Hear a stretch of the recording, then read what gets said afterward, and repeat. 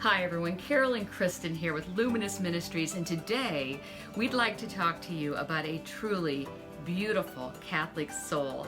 This is someone who I was first introduced to back in about 2011 or 12 when I was working at St. Mary's and St. John's in Defiance. And at St. Mary's, we did at our staff meetings, we'd always be doing a book study. And our priest, Father Randy Ciszek, suggested that we read He Leadeth Me.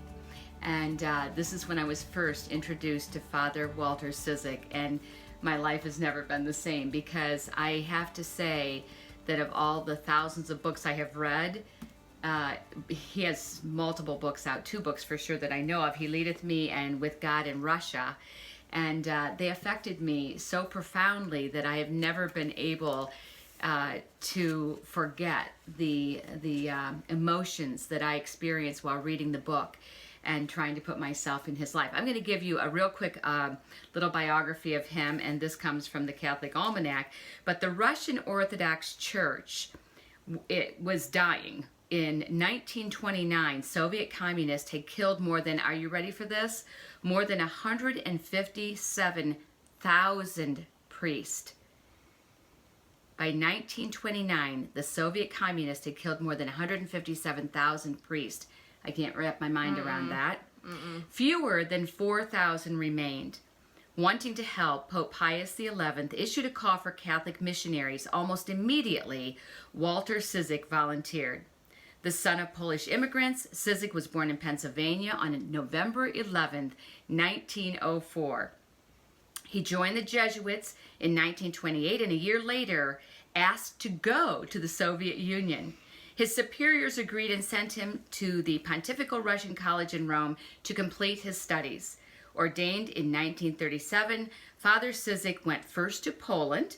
Then after the outbreak of World War II, he snuck into the Soviet Union.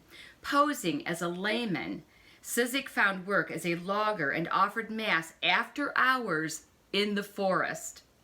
In 1941, however, the Soviet police discovered his secret and arrested him. For the next 5 years, they held Ciszek in Moscow's Lubyanka prison, torturing him relentlessly. Later, they sent him to Siberia to serve out the rest of his sentence in it's called the Gulag prison system. For 9 years, Ciszek worked 12-hour days in sub-zero temperatures, mining coal and shoveling it onto freighters. With no running water, he washed with snow. But Ciszek was happy. In the Gulag, unlike a Lubyanka, he could offer Mass, albeit with wine made from raisins and a shot glass for his chalice. I thank God daily for the opportunity to work among this hidden flock, counseling and comforting men who had thought themselves beyond his grace, he wrote. Released from the Gulag in 1955, Ciszek spent 8 more years under government observation in Siberia. He nevertheless managed to found numerous parishes and ministered to thousands of Russians, all while working as an auto mechanic. Around the same time, the government permitted Ciszek to contact his family. They'd heard nothing from him since 1939 and believed him dead. 8 years later, in 1963, the priest went home in a prison as a prisoner exchange. That was 24 years from the day his family last saw him. It had been 24 years. Ciszek spent the remainder of his life at the Fordham University. He died in 1984. His cause for canonization opened in 1990. So November 11th is his birthday, 1904. And we felt that this would make a good program because he was, he learned a lot in his time spent in bondage, and 24 years basically. And he went through a lot, but he learned a lot about how to trust God. He talks about how, in the books, he talks about how much his faith expanded, how he accepted humility as a part of his life, and above all, the surrendering of himself completely 100% to God, and the providence of God. He talks a lot about how he just had to accept the providence of God. So, these are all traits that we who are all trying to be saints on earth are striving for. We're all striving to grow in faith. We're all striving to become, I think, a more humble people. We're all striving to trust God with everything in us. But, he got asked to walk a journey that few are asked to walk, really. And a very heartbreaking journey. And he talks about it in his books, both in He Leadeth Me and With God in Russia. And I know there are parts of this book. In fact, this book, I've got like every page is just underlined all over the place. And I just remember that there were so many profound things. And I try not to underline unless it's just something that I find like, I do not want to forget this. I do not want to forget this. And I've got so much in this book underlined. But I just remember that there were so many points, especially in the beginning, where he was being so brutally tortured for his faith, and where he finally came to a point of such despair. And he talks about that despair and how he knew that he himself, he couldn't even trust himself to pull himself out of his despair. And it was just such incredible anguish. In fact, one of the lines in the book that most struck me and that I will never forget, I have it written into multiple journals of mine, but he says, slowly, reluctantly, under the gentle proddings of grace, I faced the truth that was at the root of my problem and my shame. The answer was a single word: I was ashamed because I knew in my heart that I had tried to do too much on my own and I had failed. I felt guilty because I realized finally that I had asked for God's help, but had really believed in my own ability to avoid evil and to meet every challenge. Is that not every person's dilemma? He said, I had spent much time in prayer over the years. I had come to appreciate and thank God for his providence and care of me and of all men, but I had never really abandoned myself to it. In a way, I had been thanking God all the while that I was not like the rest of men, that he had given me good physique, steady nerves, and a strong will, and that with these physical graces given by God, I would continue to do his will at all times and to the best of my ability. In short, I felt guilty and ashamed because in the last analysis, I had relied almost completely on myself in the most critical test, and I had failed. Now I look at that and I say, he's very human. And of course, in my opinion, he did not fail because he stayed the course, and he struggled through the worst of the worst of the worst, and he came out. I mean, we heard what it said in his little autobiographical sketch here, or biographical sketch, that he went on to found all of these different churches, and that he ministered to thousands of Russians as an auto mechanic. So that just goes to show it doesn't matter who you are, where you are, what you do, what your occupation is, how you spend your time. You can convert any number of hundreds of thousands of people. You can have a ripple that is outstanding. Well, and I think we say this all the time, like everything is a ministry. Right. Every single thing. So whatever it is that you do as a profession or whatever you're interested in, you can absolutely turn that into a ministry, and he certainly did. Right, he absolutely did.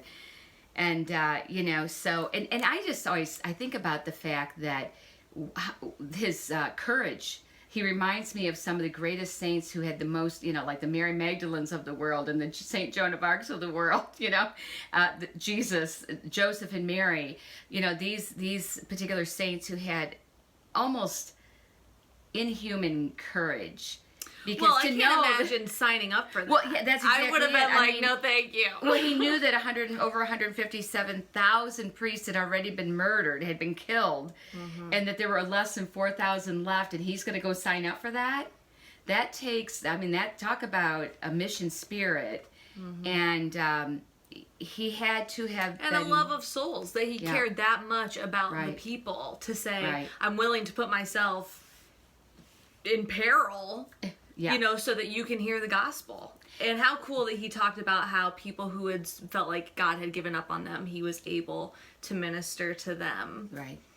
Well, I was going to say, if you've ever been in a place where you feel that God has given up on you, and I think we've all been there at some point or another, or you feel like your life is such a mess, or you're so discouraged, or you just have your faith is really being tested, I would highly recommend that you read these books. He Leadeth Me Again, He Leadeth Me, and With God in Russia, because I believe that you will be profoundly inspired.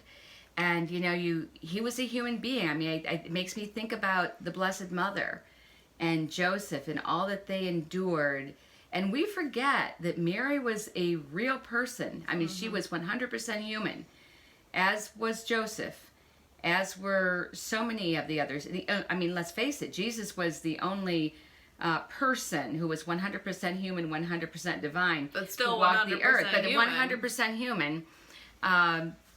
But these were real people that are, you know, real skin, real emotion, real feelings. And speaking of feelings, I mean, can you imagine being away from your family of origin for 24 years, not ever thinking you're ever going to see them again, not even knowing if, I mean, the conditions in which he lived and worked, no running water, sub-zero temperatures, 12-hour work days. And if you read the book, you'll read more of the detail about how they barely fed them anything. I don't know how they didn't starve to death. I don't know how they didn't freeze to death. You know, talk about the providence of God. And at some point, he realized that, you know, it was only God who was actually keeping him alive. And he's kind of one of those people who his greatness and his courage and his faithfulness were realized in his lifetime, but the ripple of what his life has done for so many countless hundreds of thousands of people since his lifetime, because of his books and the ability to tell the story, and for so many countless others to read that and to be encouraged to fight another day and to keep on going. And if he can do that, then I can certainly do this, you know, this trial that I'm going through. Well, and it makes me think of the fact that, you know, we all have suffering, and how do we embrace that suffering, and what do we do with it? And the fact that I love the quote that, like, the good that we do never dies. And that was obviously so true with his life, that the good that he did, while it was making an impact while he was alive, has continued to make an impact well into his death. Exactly. And something else that's neat about Father Walter is that, you know, it makes me think about the church militant, you know, and when we say the church militant, that just means those of us who are on earth right now fighting the good fight. You know, and we've talked about how November 11th, Glad you brought that up. November 11th is his birthday. Well, November 11th, as we also know, is Veterans Day. And I feel like it's really appropriate, and perhaps maybe these are great books for specifically veterans to read, from everything that they have experienced, you know, that kind of profound suffering, that being away from your family. And he was a prisoner of war. Yeah. And he clearly was a prisoner of war. This intense sacrifice. So I think that he'd be a great resource for many veterans, but also that we're all part of this church militant, this fighting for holiness, fighting for heaven, fighting for each other. You know, some people don't necessarily like the term because they think, you know, it's very a war, but, you know, we are in a war between good and evil. And we do live on a battlefield. Yeah. There's no question. Yeah, and so I think that that's another neat element of his story to think about as it coincides with Veterans Day, that we are all in this fight together. And how is it that we are working together to gain the ultimate goal, which is heaven? Right. I would also like to point out that he was very much convinced that the sacraments were a place of great grace that would help see him through his days, and others as well. He was always very concerned about ministering to others, so he would say the Mass at his own peril, and he would. How cool to be at Mass in the forest, you know, in the forest. And at the same time terrifying, because you know if you get caught, you're going to potentially be murdered. Even in the prison, saying Mass, and undercover saying Mass, and then, you know, I remember reading in the book that he would find out that there were some other priests who were also imprisoned, and what a relief it was to him, because then he could have his confession heard. He could hear others, you know, hundreds of people's confessions, but he could also have his own confession with another priest, which meant the world to him. And so the whole sacramental piece of his life, he understood the power of the sacraments, and that, you know, that visible sign of an invisible reality. And so his life was truly heroic. He is, I can't wait for him to be canonized. He truly deserves to be canonized someday, and I'm so glad the process has already been started. As I said, this is kind of one of those books. These are those kind of books that they just stick to you, and once you've read them, you can't ever really get them out of your memory, nor should you. It's good for us to remember that we owe a debt of gratitude to our Lord and Savior that is beyond any comprehension, really. But there are others who followed our Lord so completely and so closely, and really stayed in the trenches, literally in his case, but who really trusted in God. Yes, he went through some dark and difficult seasons and moments, and for sure he did, but he stayed the course. That's being real. And you know, we always love to say that, you know, your relationship with God should be real.